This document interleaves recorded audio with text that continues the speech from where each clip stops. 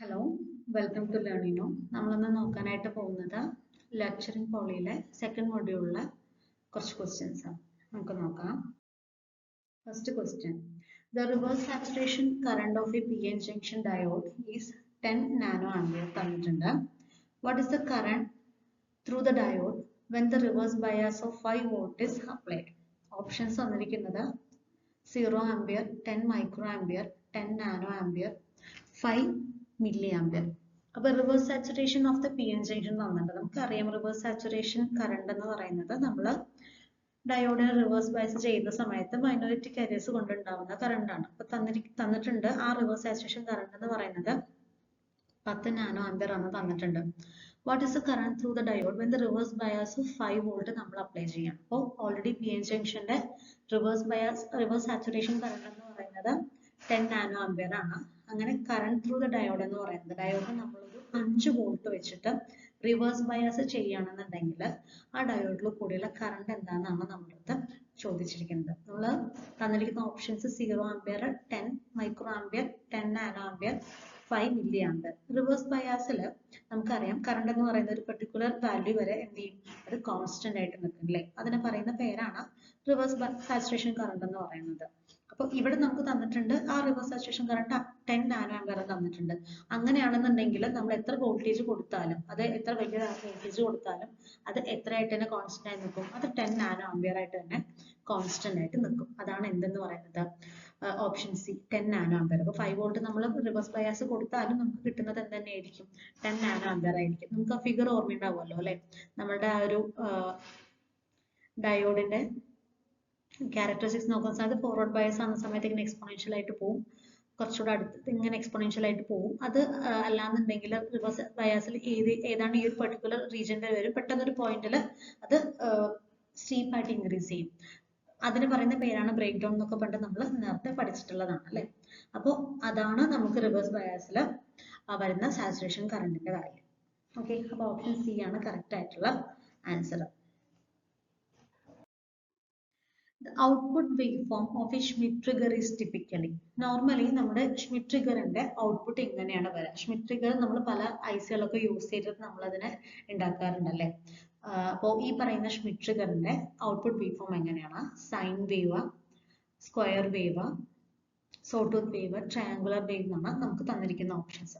Normally ഒരു Schmitt trigger എന്ന് പറയുന്നത് ഒരു കമ്പാരേറ്റർ ആണ്. ഇത് പോസിറ്റീവ് ഫീഡ്ബാക്ക് ആണ് ഈ പറയുന്ന ഷ്മിറ്റ് ട്രിഗർ എന്ന് പറയുന്നത്. നമുക്ക് നോയ്സിനെ വെച്ചിട്ട് നമ്മൾക്ക് ഇതിന് ഔട്ട്പുട്ട് നമുക്ക് ക്രിയേറ്റ് ചെയ്തെടുക്കാനായിട്ട് പറ്റും അല്ലേ? അപ്പോൾ ഷ്മിറ്റ് ട്രിഗർ കൺവേർട്സ് ഈ സ്ലോലി വേരിയിങ് അല്ലെങ്കിൽ ഒരു നോയ്സി ഇൻപുട്ട് ടു ഒരു ക്ലീൻ ആയിട്ടുള്ള ഡിജിറ്റൽ സ്ക്വയർ വേവ് ഔട്ട്പുട്ട് ആക്കിയിട്ട് നമ്മൾക്ക് മാറ്റിയെടുക്കാനായിട്ട് പറ്റും. അതിന്റെ സഹായത്തോടു കൂടി, ഈ പറയുന്ന ഷ്മിറ്റ് ട്രിഗറിന്റെ സഹായത്തോടു കൂടി. അപ്പൊ നമ്മൾക്ക് output wave form of Schmitt trigger എന്താണ് വരിക?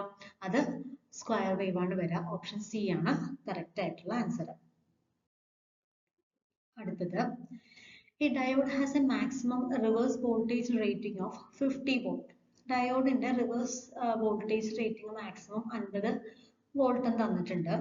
What happens if it is reverse biased at 100 volt? അത് 100 വോൾട്ടിലേക്ക് നമ്മളത് റിവേഴ്സ് ബയാസ് ചെയ്ത് കഴിഞ്ഞ് കഴിഞ്ഞാൽ എന്ത് സംഭവിക്കും? അപ്പൊ നോർമലി ഉള്ള വോൾട്ടിനേക്കാളും ഒരുപാട് കൂടുതലായിട്ട് നമ്മൾ റിവേഴ്സ് ചെയ്യുന്ന സമയത്ത് എന്ത് പറ്റും? അപ്പൊ it conducts normally ആണോ? It breaks down ആണോ? It behaves like a resistor ആണോ? അത് നത്തിങ് ഹാപ്പൻസ് ആണ്. എന്താണ് വരിക? നമ്മൾ നോർമൽ വോൾട്ടേജിനേക്കാളും കൂടുതലായിട്ട് അത് വരുന്ന സമയത്ത് അവിടെ ബ്രേക്ക് ഡൗൺ ഉണ്ടാവാനുള്ള പോസിബിലിറ്റി കൂടുതലാണ്. അപ്പൊ അങ്ങനെയാകുമ്പോൾ സ്വാഭാവികമായിട്ടും ഡയോഡ് പെർമനന്റ്ലി ഡാമേജ് ആവും. പക്ഷെ ഈ ഒരു കണ്ടീഷനിൽ വർക്ക് ചെയ്യുന്ന ഡിവൈസ് ആണ് സെനർ ഡയോഡ്. സെനർ ഡയോഡിൽ ബ്രേക്ക് ഡൗൺ വോൾട്ടേജിലാണ് അത് അവിടെ വർക്ക് ചെയ്യുന്നത്. ആ ബ്രേക്ക് ഡൗണിലാണ് അത് വോൾട്ടേജ് റെഗുലേറ്റർ ആയിട്ട് ആക്ട് ചെയ്യുന്നത്. അപ്പൊ നോർമൽ ഡയോഡ്സിന് ഒരു പെർട്ടിക്കുലർ വോൾട്ടേജ് കഴിഞ്ഞ് ബ്രേക്ക് ഡൗൺ ആയി കഴിഞ്ഞ് കഴിഞ്ഞാൽ നമുക്ക് ഒരിക്കലും ആ ഡയോഡിനെ റിക്കവർ ചെയ്തെടുക്കാൻ പറ്റില്ല. പക്ഷെ അതിനൊരു എക്സെപ്ഷൻ ആണ് ഈ പറയുന്ന സെനർ ഡയോഡ് എന്ന് പറയുന്നത്. അപ്പൊ ഇവിടെ exceeding the reverse breakdown voltage, അങ്ങനെ reverse breakdown voltage exceed ചെയ്ത് കഴിഞ്ഞ് കഴിഞ്ഞാൽ അവിടെ അവലാൻഷ് ബ്രേക്ക് ഡൗൺ സംഭവിക്കും. സ്വാഭാവികമായിട്ടും പെർമനന്റ്ലി നമുക്ക് ഈ പറയുന്ന ഡയോഡ് ഡാമേജ് ആയിട്ട് പോവുകയാണ് ചെയ്യും. അപ്പോൾ ഓപ്ഷൻ ഏതാ വരിക? ഒരിക്കലും കണ്ടക്ട്സ് നോർമലി വരില്ല, റെസിസ്റ്റർ ആയിട്ട് ആക്ട് ചെയ്യില്ല, ഒന്നും സംഭവിക്കില്ല എന്ന് പറയാൻ പറ്റില്ല.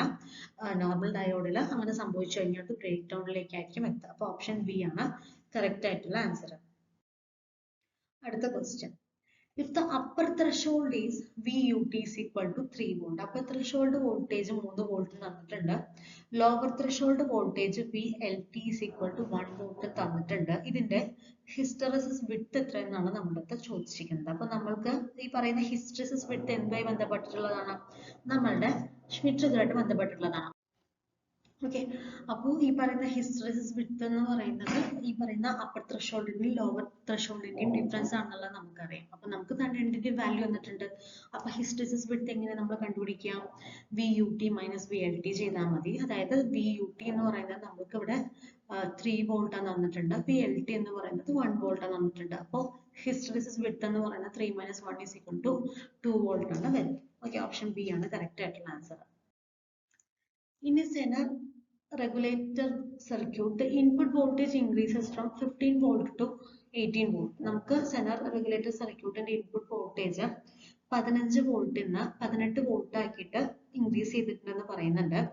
If the Zener breakdown voltage എന്ന് പറയുന്നത് 12 വോൾട്ട് ആണെന്നുണ്ടെങ്കിൽ, നമ്മൾ എടുക്കുന്ന Zenerന്റെ breakdown voltage 12 വോൾട്ട് ആണ്. പക്ഷെ നമ്മൾ ഇൻപുട്ട് കൊടുക്കുന്നത് 15 മുതൽ 18 വോൾട്ടിലേക്കാണ് ഇൻക്രീസ് ചെയ്തിരിക്കുന്നത് പറഞ്ഞിട്ടുണ്ട്. അപ്പൊ അങ്ങനെയാണെന്നുണ്ടെങ്കിൽ output voltage across the load എന്തായിരിക്കും എന്നാണ് ചോദ്യം. നമുക്കറിയാം സെനർ എന്ന് പറയുന്ന റെഗുലേറ്റർ വോൾട്ടേജ് ആണ്. ആ ഒരു പെർട്ടിക്കുലർ സെനറിന്റെ ബ്രേക്ക് ഡൗൺ വോൾട്ടേജ് എന്താണോ ആ ഒരു വോൾട്ടേജ് തന്നെ എത്ര നമ്മൾ വോൾട്ടേജ് ഇൻക്രീസ് ചെയ്താലും ആ ഒരു വോൾട്ടേജ് അത് കോൺസ്റ്റന്റ് ആയിട്ട് തന്നെ നിൽക്കും.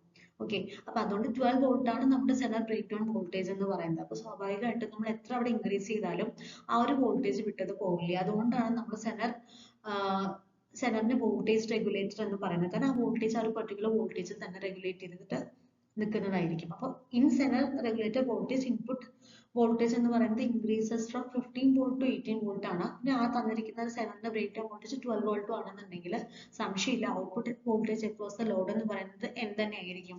അത് 12 വോൾട്ട് തന്നെ ആയിരിക്കും. അപ്പോൾ ഓപ്ഷൻ എ ആണ് കറക്റ്റ് ആൻസർ. അപ്പൊ ഇൻ റിവേഴ്സ് ബ്രേക്ക് ഡൗൺ, ഈ പറയുന്ന റിവേഴ്സ് ബ്രേക്ക് ഡൗൺ റീജിയനിലാണ് സെനർ ഡയോഡ് വർക്ക് ചെയ്യുന്നത്.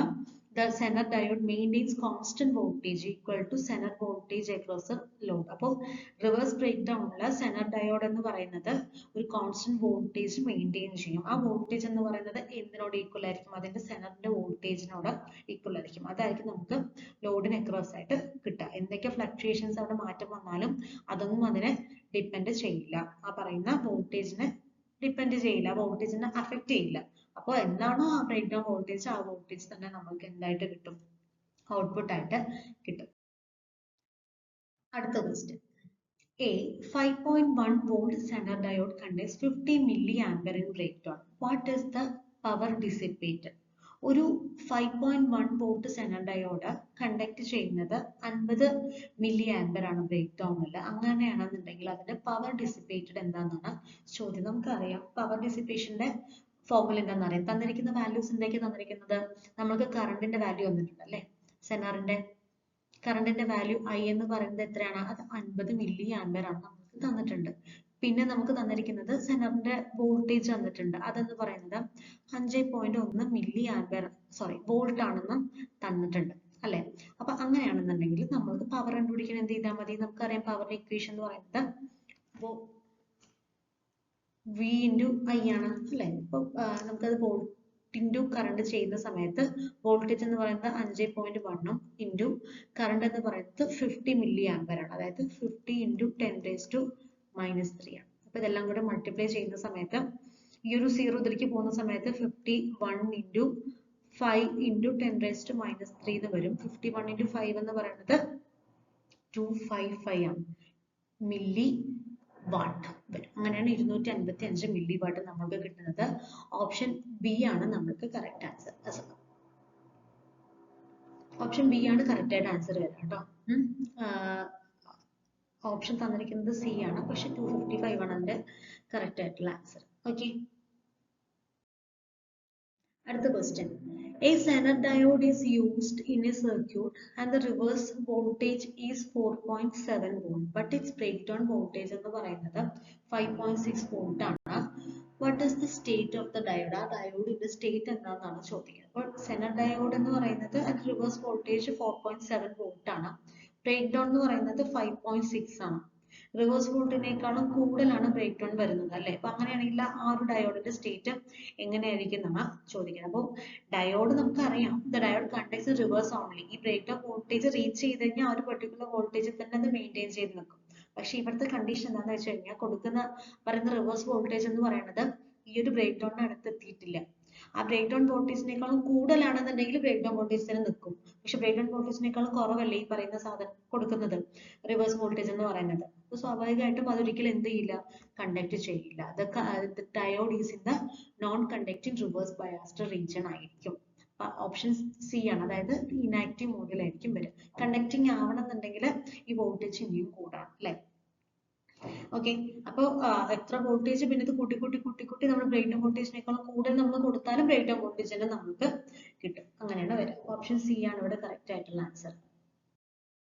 അടുത്ത question, a tunnel diode has a peak current IP is equal to 20 milliampere at a voltage VP is equal to 0.7 and a valley current IV is equal to 4 milliampere at VV is equal to 0.5 volt. What region of the VI curve shows the negative resistance region? നമ്മുടെ tunnel ഡയോഡിന്റെ ഏറ്റവും important ആയിട്ടുള്ള ഒരു characteristics ആണ് അതിലുള്ള negative resistance region എന്ന് പറയുന്നത് അല്ലെ. ഒരു പെർട്ടിക്കുലർ വാല്യൂ വരെ നമുക്കതൊരു പീക്ക് വാല്യൂ കിട്ടും. അതായത് ഒരു ഫിഗർ വരുന്നത് ഇങ്ങനെയായിട്ട് ആണ്. നമ്മുടെ ഫിഗർ വരുന്നത് ഇങ്ങനെ അല്ലെ. ഇവിടെ നമ്മളൊരു പെർട്ടിക്കുലർ ഫോർവേഡ് വോൾട്ടേജ് നമ്മൾ കൊടുക്കുന്നു, അതിങ്ങനെ പോകുന്നു. അതുപോലെ ഒരു ഫോർവേഡ് കറണ്ട് മുകളിൽ കൊടുക്കുന്നു. അപ്പൊ ഇതിൽ ഈ ഒരു പെർട്ടിക്കുലർ വോൾട്ടേജ് കൂടി വരുമ്പോൾ സ്വാഭാവികമായിട്ടും കറണ്ട് കൂടി വരും. ഈ ഒരു പെർട്ടിക്കുലർ പോയിന്റ് എത്തുന്ന സമയത്ത് ഇത് മാക്സിമം വാല്യൂ, അതിനെ പറയുന്ന പേരാണ് പീക്ക് വോൾട്ടേജ് എന്ന് പറയുന്നത്. ആ പെർട്ടിക്കുലർ VP പീക്ക് വോൾട്ടേജ് എന്ന് പറയുന്നത് അതിന് കറസ്പോണ്ടിങ് ആയിട്ടുള്ള കറണ്ട് ആണ് പീക്ക് കറണ്ട് എന്ന് പറയുന്നത്.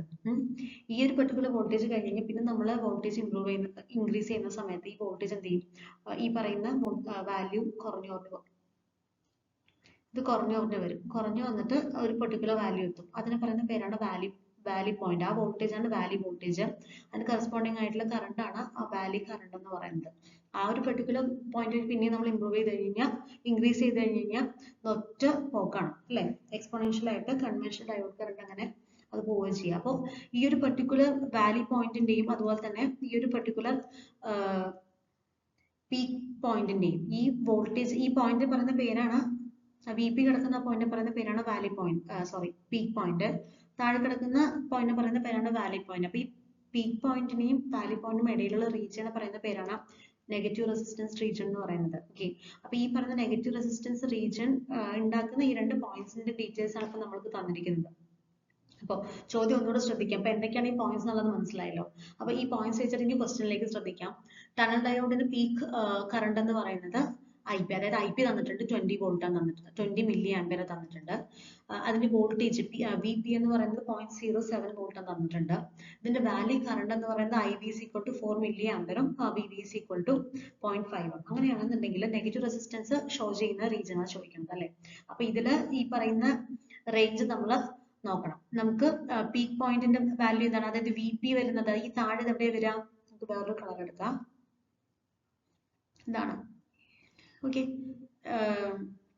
VP വരുന്നത് 0.07 വോൾട്ടും ഇവിടെ നിന്ന് വരുന്നത് 0.5 വോൾട്ടും 0.07 വോൾട്ട്. അപ്പൊ ഈ ഒരു റീജിയൻ ഇടയിലാണ് നമുക്ക് ഇൻ ടേംസ് ഓഫ് വോൾട്ടേജിനെ കൺസിഡർ ചെയ്യുന്നത്. വോൾട്ടേജ് ഈ ഒരു റേഞ്ചിന് ഇടയിലാണ് നമുക്ക് എന്ത് വരുന്നത്, നെഗറ്റീവ് റെസിസ്റ്റൻസ് വരുന്നത് അല്ലെ. ഇപ്പൊ 0.07 അതുപോലെ തന്നെ 0.5, അത് ഏതാ ഓപ്ഷൻ വരുന്നത്, അത് ഓപ്ഷൻ ബി ആണ്. ഓക്കെ, അപ്പൊ between the peak point and the Valley point current decreases as the voltage increases. Voltage കൂടുമ്പോൾ ആ ടൈമിൽ കറണ്ട് എന്ത് ചെയ്യാണ് ചെയ്യുക, ഡിക്രീസ് ചെയ്യുക. അതിന് പറയുന്ന പേരാണ് നെഗറ്റീവ് റെസിസ്റ്റൻസ് റീജിയൻ എന്ന് പറയുന്നത്. അത് ഈ ടണൽ ഡയോഡിന്റെ ഇമ്പോർട്ടന്റ് ആയിട്ടുള്ള ഒരു പ്രോപ്പർട്ടിയാണ്. ഓക്കെ, അപ്പൊ ഇവിടെ വരുന്നത് option B 0.07 volt less than V less than 0.5 volt ആണ്.